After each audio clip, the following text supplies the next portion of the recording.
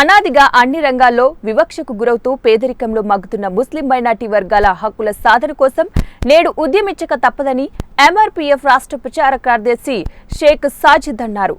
నేటి సమాజంలో ముస్లింలు దౌర్భాగ్య స్థితిలో ఉన్నారని, పేదరికంలో రోజురోజుకి మగ్గిపోతున్నారని ముస్లిమ్స్ రైట్స్ ప్రొటెక్షన్ ఫోరం రాష్ట్ర ప్రచార కార్యదర్శి షేక్ సాజిద్ తెలిపారు.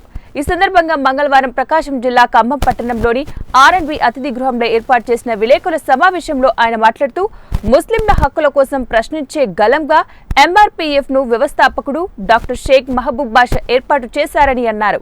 డాక్టర్ షేక్ మహబూబ్ బాషా ఆదేశాల మేరకు మీడియా సమావేశం ఏర్పాటు చేశామని, త్వరలోనే జిల్లా వ్యాప్తంగా ఫోరం కమిటీలు వేయనున్నట్లు తెలిపారు. ఈ సందర్భంగా ఆయన మాట్లాడుతూ అన్యాక్రాంతమైన ముస్లిం మైనార్టీలకు చెందిన వక్ఫ్ బోర్డు ఆస్తుల పరిరక్షణకు ఐకమత్యంగా పోరాడతామని అన్నారు.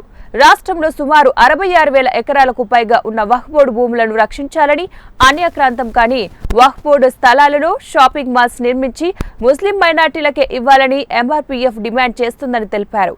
ప్రత్యేక ముస్లిం మైనార్టీ కార్పొరేషన్లను పునరుద్ధరించి పేద ముస్లింలకు ఇస్లామిక్ బ్యాంకుల ద్వారా వడ్డీ లేని రుణాలు సదుపాయం కల్పించాలని కోరారు. అంతేకాకుండా ముస్లిం మైనార్టీల విద్యార్థులకు విదేశీ విద్య కోసం ఆర్థిక సహాయంతో పాటు స్కాలర్షిప్లు మంజూరు చేయాలని, ముస్లింలకు షాదీ ముబారక్ సక్రమంగా అమలు చేయాలని కోరారు. కర్నూలు నగరంలోని శిథిలమైన యునానీ మెడికల్ కళాశాల అభివృద్ధికి నిధులు కేటాయించాలని, భవన నిర్మాణాలు చేపట్టాలన్నారు. వక్ఫ్ భూములు గుర్తించి పరిరక్షణకు గ్రూప్ 1 స్థాయి అధికారిని నియమించి జ్యుడిషియల్ అధికారులు కల్పించాలని, రాజకీయ పార్టీలు ముస్లిం మైనార్టీలకు సీట్ల కేటాయింపులో ప్రత్యక్ష ఎన్నికల్లో ప్రాధాన్యత ఇవ్వాలని, అధికార పార్టీలు ముస్లిం మైనార్టీ వర్గాలకు చెందిన నేతలకు ప్రభుత్వంలో ప్రాధాన్యత కలిగిన మంత్రిత్వ శాఖను కేటాయించాలని డిమాండ్ చేశారు. అంతేకాకుండా ఎంఆర్పీఎఫ్ ఆధ్వర్యంలో కర్నూలు, ఆదోని, నంద్యాలలో ముస్లిం గర్జన జయప్రదం చేశారని, ఈ గర్జనకు ప్రతిపక్ష పార్టీల నుండి స్పందన లభిస్తుందన్నారు.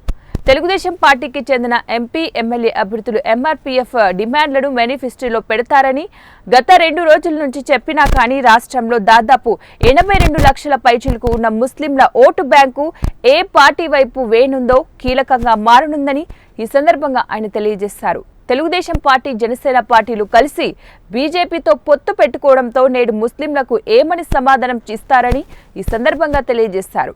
నేటి సమాజంలో ముస్లింలో అభద్రత భావం నెలకొనిందని, వచ్చే ఎన్నికల్లో గెలిచేది ఏ పార్టీ అయినా కానీ ముస్లింలకు భరోసా, భద్రత ఇవ్వాల్సిందిగా ఈ సందర్భంగా డిమాండ్ చేశారు. తమ మేనిఫెస్టోలో తమ డిమాండ్లను పొందుపరిచి ముస్లింల యొక్క అభ్యున్నతికి పాటుపడాలని ఈ సందర్భంగా తెలిపారు. ముస్లింల అభివృద్ధికి తమ డిమాండ్లను నెరవేర్చకపోతే భవిష్యత్తులో ఎంఆర్పీఎఫ్ రాష్ట్ర వ్యాప్తంగా నిరసనలు వెల్లువెత్తుతాయని అన్నారు. అలాగే నేడు రాష్ట్రంలో పరిస్థితులు చూసుకున్నట్టయితే దాదాపు 82 లక్షల మంది ముస్లిం ఓటు బ్యాంక్ ఉన్న ఆంధ్రప్రదేశ్ రాష్ట్రంలో నేడు తెలుగుదేశం పార్టీ అయితే జనసేన, టీడీపీ అండ్ అలయన్స్తో బీజేపీ వచ్చింది. సో నేడు నెలకొన్న పరిస్థితుల్లో నిన్న చూసుకున్నట్టయితే సిఏఏ కూడా నోటిఫికేషన్ జారీ చేశారు. సో ఇలాంటి సిచ్యువేషన్లో ముస్లిమ్స్ మనుగడ ఎలాగా అనే ప్రశ్నార్థకంగా మారబోతుందా అంటే రాజకీయ విశ్లేషకులు అయితే వీళ్ళు అలాగే అభిప్రాయపడుతున్నారు.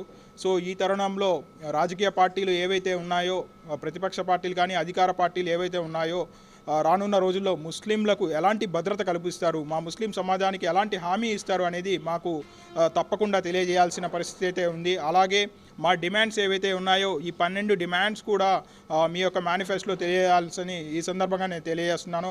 అదేవిధంగా మా డిమాండ్స్లలో ఆల్మోస్ట్ 3 డిమాండ్స్ వరకు కూడా తెలుగుదేశం పార్టీ వాళ్ళు మేము ఇస్లామిక్ బ్యాంక్ ఏర్పాటు చేస్తామని చెప్పి ఎంపీ గారు చెప్పారు. అలాగే టీజీ భరత్ అయితే ఎమ్మెల్యే క్యాండిడేట్గా కర్నూలు పోల్ చేసిన టీజీ భరత్ అయితే సో యునానీ కాలేజ్ని రీకన్స్ట్రక్ట్ చేస్తామని హామీ ఇచ్చారు. కానీ హామీలు మాకు అవసరం లేదండి, దయచేసి మీరు గుర్తుపెట్టుకోండి. మీ డిమాండ్స్ ఏంటంటే మా డిమాండ్స్ మీ మేనిఫెస్టోలో ఉండాలి. మేనిఫెస్టోలో ఏర్పరిచి మేనిఫెస్టోలో ప్రజలకు చూపించి 100% తీర్చాలని మేము కోరుకుంటున్నాము. అదేవిధంగా మాకు కంప్లీట్ భద్రత అనేది ముఖ్యం. అంటే ముస్లిం సమాజం నేను ఎటువంటి పరిస్థితులు ఉన్నాయో ప్రతి ఒక్కరికి కూడా తెలుసు, ఎటువంటి సిచ్యువేషన్స్ రాబోతున్నాయనేది కూడా ప్రతి ఒక్క రాజకీయ విశ్లేషకులు కూడా చెప్తున్నారు డిబేట్స్లలో. సో అందుకోసం ఏంటంటే టీడీపీ, జనసేన, బీజేపీ అలయన్స్లలో ప్రస్తుతం ఉంది కాబట్టి టీడీపీ ఏ విధంగా చంద్రబాబు గారు అయితేనేమి లేదా జగన్మోహన్ రెడ్డి గారు అయితేనేమి సో మనకు ముస్లిం సమాజానికి ఎలాంటి భద్రత ఇస్తున్నారో ఆంధ్రప్రదేశ్ రాష్ట్రంలో అదొకటి క్లియర్ కట్గా మనకు చెప్పాలని ఈ సందర్భంగా మేము తెలియజేసుకుంటున్నాను.